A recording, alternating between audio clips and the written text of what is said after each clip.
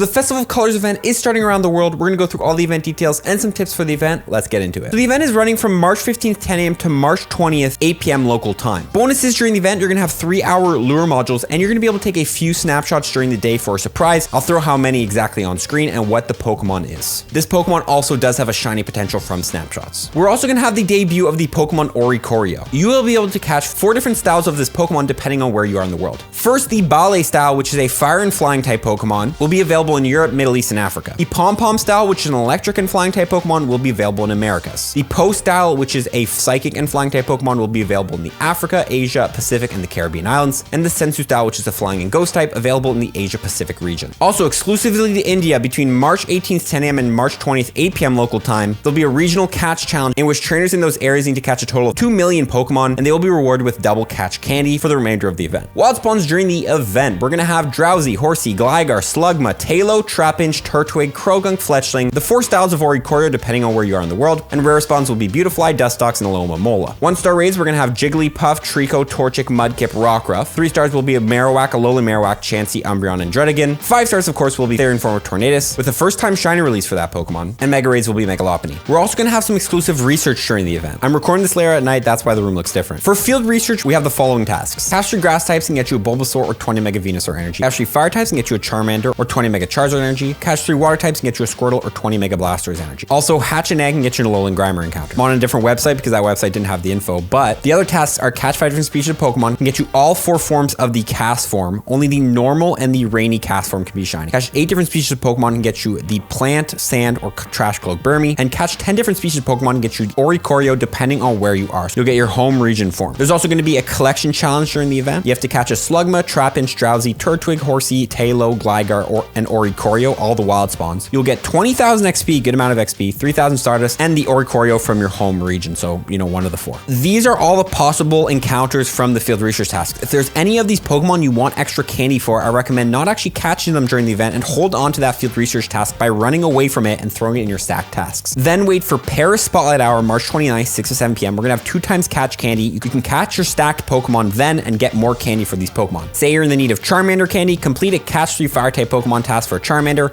run from it, throw in your stack task, wait for Paris Spotlight Hour, catch it, get a lot of candy. Finally, there will be avatar items in the shop, which you can get right now, I believe, for completely free, and an exclusive bundle in India for 125 Pokecoins featuring a Lucky Egg, Lure Module, Glacial Lure Module, and a Mossy Lure Module. So that's all the event details. We're gonna hop right into the tips and tricks, starting with boosted shiny Pokemon. What Pokemon should you be hunting during the event and have boosted odds? Any Pokemon that I don't mention in this section means they're gonna have a full odd shiny rate of 1 in 500. I'll also throw how you encounter this Pokemon right beside it. Boosted Pokemon during this event are gonna be Gligar has a 1 in 64 shiny rate, Alomomola has a 1 in 64 shiny rate, Rockruff has a 1 in 64 shiny rate, Alolan Marowak has a 1 in 64 shiny rate, Chansey has a 1 in 64 shiny rate, Druddigon as well. Tornadus in the Therian form will have the 1 in 20 raid shiny rate, and finally Lopunny from Mega Raid has a 1 in 64 shiny rate. This is only what the community believes, by the way. Take this with a grain of salt. Okay, wild spawns. What would be the best wild spawns to hunt during this event? Let's go through it. First of all, we have Drowsy spawning in the wild, which evolves into Hypno. Hypno is a great League Pokemon, specifically in special cups like the Kanto Cup. Horsey, which evolves into Kingdra. Kingdra is a great safe swap for the Ultra League. Gligar, which evolves into Gliscor. Gliscor is a very good Ultra League Pokemon, and even good in special limited cups, like we saw in the Sinnoh Cup. Slugma, which evolves into Magcargo. Magcargo is a great limited cup Great League Pokemon. Trapinch, which evolves into Flygon. Flygon is a spicy pick in the Ultra League, not the best there is, but definitely one that's very fun. I've run it myself. You can have a blast with this Pokemon. Krogunk evolving into Toxicroak. Toxicroak is a meta Great League and Ultra League Pokemon, definitely worth getting, and you need to XL for the Ultra League. Fletchling evolving into Talonflame. Talonflame is a beast in the Ultra League and can even run it in the Great League and special cups. You also have Alomomola, which is a great Pokemon for special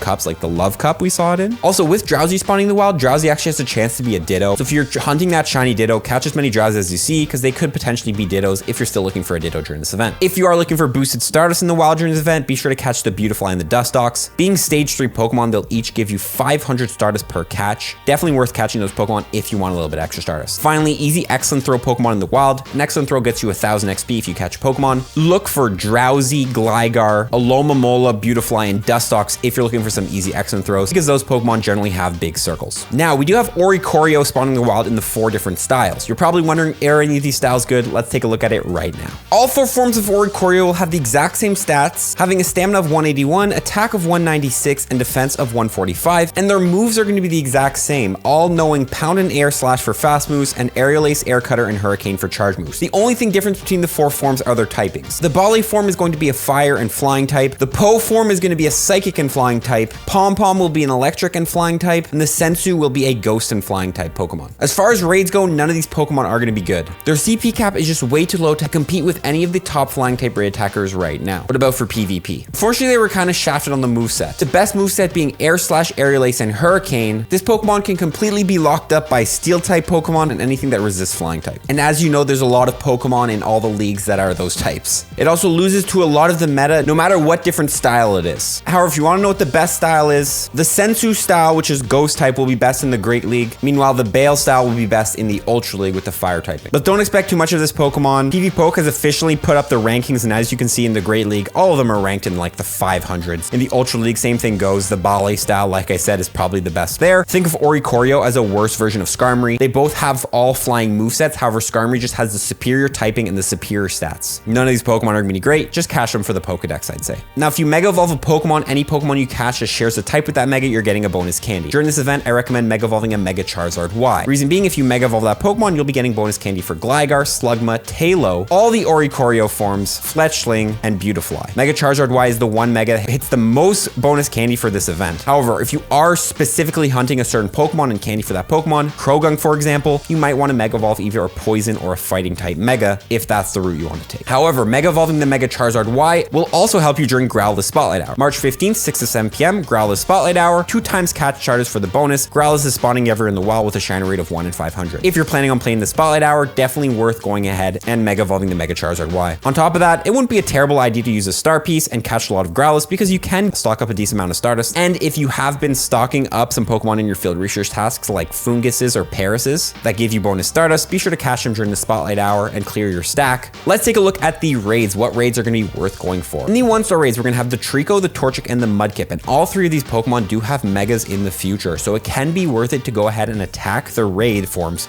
because you're going to have that IV floor of 10, 10, 10. However, these are generally common wild spawns, so it's not going to be the most worth it. Of course, Rockruff is still in raids if you're hunting that shiny. In the 3-star raids, Alolan Marowak is in there, and we don't see Alolan Marowak in raids very often. Alolan Marowak is a very good Great League Pokemon, definitely one worth grabbing if you don't have it. Chansey's in raids as well, and Chansey is the best gym defender in the game. Finally, Umbreon is in raids, and you do need a Hundo Umbreon for the Ultra League. If you're still hunting one of those, you can go for that. However, note you're probably going to have to Elite TM it if you get it from the raids. Tornadus in the Therian form, anyone wondering, is absolute garbage. Its charge moves just take way too long to charge for it to have any relevance in any meta. You could maybe use as a really budget flying type raid attacker, but honestly avoid it. Finally, Mega Lopunny in the Mega raids. I recommend doing as many Mega Lopunny raids as you need until you can Mega Evolve Lopunny 1 time, and once you have it in your Mega Pokedex, all you have to do is walk a Buneary or a Lopunny for Mega Energy and never do one of these raids again. Now, I want to note, guys, remember that you are getting 2 free raid passes every single day during this event, so be sure to take advantage of these raid passes on the Pokemon we just mentioned that are worth raiding. The Tornadus in the Therian form is not the worst idea to raid because it is a legendary raid, so it does get you 10,000 XP every time you do a raid. That's 20,000 XP every single day for free using these free raid passes. A little bonus tip from the collection challenge, you do get 20,000 XP, so it might be worth it to pop a lucky egg, claim the collection challenge, and do 2